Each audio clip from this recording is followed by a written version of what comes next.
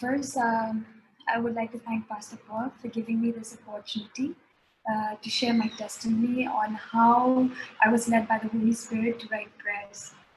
So, a little brief about myself before I get to this testimony is that I'm more of a pen person, and I'm able to express myself better when I write.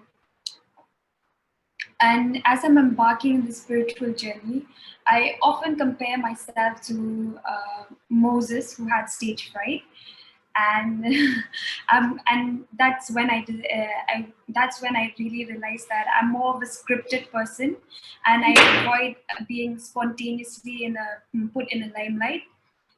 Because I become so overwhelmed and I become nervous. You can understand from the shakiness of my voice and then from my body language as well.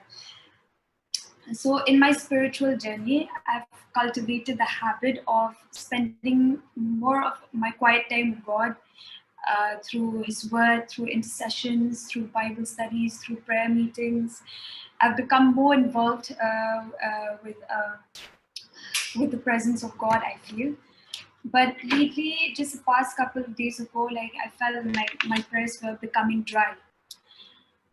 So what happened is that at that moment when I was going through that phase, Pastor Paul shared me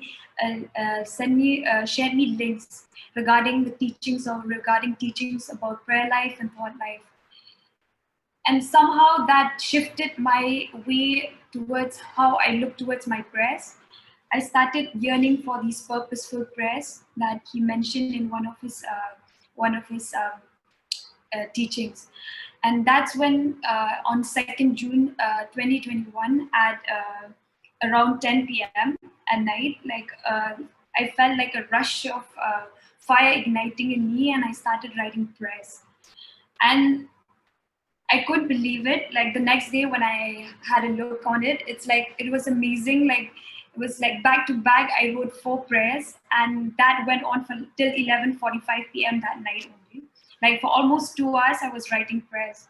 So after that, I felt like a sense of peace, gladness, joy, and I was really thankful. And believe it or not, but that night I had a complete good night rest. And so after spending time with God and after developing this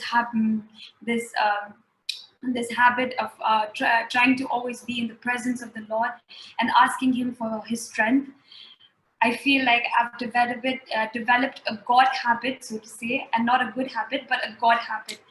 And I'm glad that this has definitely brought me closer to God.